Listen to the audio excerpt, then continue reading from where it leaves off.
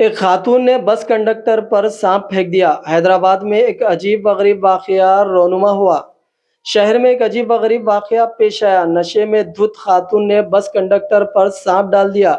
यह वाकया कल शहर के विद्यानगर बस स्टॉप के पास पेश आया। दिलसुख नगर डिपो की बस उस रास्ते से गुजर रही थी कि एक शराबी खातून ने बस रोकने के लिए हाथ बताया। ड्राइवर ने बस नहीं रोकी और कुछ आगे बढ़ गया, जिसके साथ ही बरहम नशे में धुत खातून ने शराब की बोतल बस पर फेंक दी, जिसके नतीजे में बस का पिछले हिस्से का शीशा टूट गया। शीशा टूटते ही ड्राइवर ने बस रोक दी। ड्राइवर और कंडक्टर ने शराब की बोतल फेंकने और बस को नुकसान पहुंचाने वाली खातून के पास पहुंचे। खातून कंडक्टर सपना ने शराबी खातून को पकड़ लिया। वो उसे पकड़कर खड़ी रही। कुछ देर बाद शराबी खातून ने अपने बैग से एक सांप निकालकर खातून कंडक्टर के ऊपर डाल दिया, जिसके साथ ही खातून कंडक्टर पर खौफतारी हो गया। ड्राइवर और दीगर मुसाफिर वहां से भाग गए। फौरी तौर पर पुलिस को इत्तला दी गई। पुलिस ने वहां पहुंचकर सूरत हाल का जायजा लिया, ताहम तब तक सांप भी जा चुका था। पुलिस ने इस मामले में केस दर्ज करके छानबीन शुरू कर दी है। కొంచెం ముందుకు పోయినాక ఆపి తీసుకున్నామన్నట్టుగా మేము ఆమె కోసం బస్ ఆపడానికి డ్రైవర్ ప్రయత్నిస్తుండు. అంతట్లోపటే వెనకాల నుంచి ఒక బాటిల్ తీసుకొని వెనకాల పగలగొట్టేసి బీర్ బాటిల్ తో పగలగొట్టేసింది. చూసిన విట్నెస్ ఉన్నారు. నేను టిమ్ము వేరే వాళ్ళకి హ్యాండిల్ చేసి అన్న కొంచెం జాగ్రత్త అని చెప్పి ఆమెను పట్టుకున్నా. ఎందుకంటే గ్లాస్ చాలా డ్యామేజ్ అయింది. ప్యాసింజర్లకు కూడా అంత తల నిండా అన్ని గ్లాసెస్ పట్టుకున్నా. ఒక మా ఇద్దరి మధ్యన నాకు వదిలేయి బిడ్డ అంటే, చూడు పెద్దమ్మా నువ్వు గుసో, నువ్వు మా తల్లి లేకున్నావు, నువ్వు గుసానే మనం గుసోబెట్టినా. అంతా తింటలేదు. చేతులు కట్టేసిన.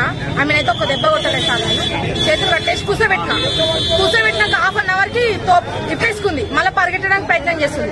ఆగు పెద్దమ్మా, మీ వాళ్ళని ఉంటే నాకు ఫోన్ నెంబర్ ఫోన్ చేసి పిలిపిస్తా. డ్రైవర్ కి లాస్. ఇప్పుడు ప్యాసింజర్లు కూడా నేను ఇబ్బంది పడాల్సి వస్తుంది. నువ్వు కొంచెం ఒక్క నిమిషం ఆగంటే నేను తాగినా నాకు కొట్టేసిన అంటే ఆమెనే ఒప్పుకుంటుంది. నేను కొట్టేసినా ఒప్పుకుంటుంది. ఆ తర్వాత బ్యాగ్ లా పాము తీసినా మీరు వేసింది సార్.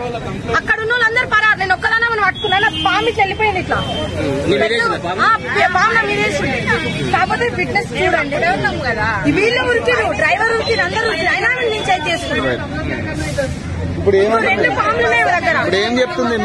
ఏం చెప్తుంది? నేను పాములు ఆడించుకునేటామను, మీరు బస్సు ఆపలేదు, నేను అందుకే మీ అద్దం మలగొట్టినా అంటుంది.